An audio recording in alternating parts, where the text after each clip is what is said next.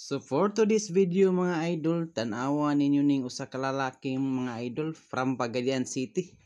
Nangandoy gid din taon siya nga makalakaw pagbalik, maong wa gid siya nagduha-duha nga muanhi sa Batang Hiler. So tanawa ninyo ni nga video mga idol para masayran sa dinyo unsa ka milagroso ang atong Batang Hiler.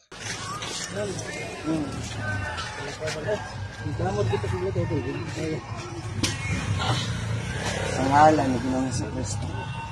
Bilang ito ko. Anak ko sa idol. Bantayan. Bubagin na dito.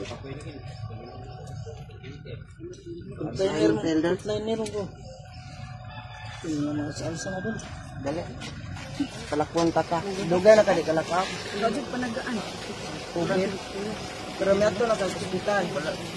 Aman mo kamo ako lang. Ang hala ni Ginoong Kristo palakuan ka pa dali.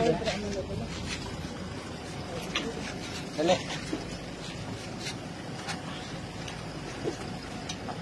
Nakinero man sa Ginoong Kristo, di ba? Oo. Lakaw.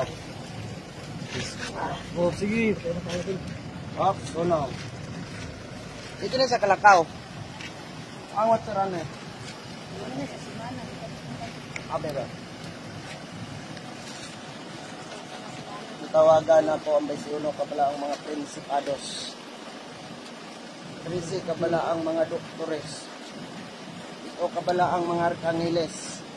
Pudera nawa ama sa lahat ng oras pamamagitan ng Kristo na namatay sa Cross Santos, Jesus na tagapagligtas, Jesus Santos na pinagpala, kanal na tagapagturo, Diyos na mga mandirigma.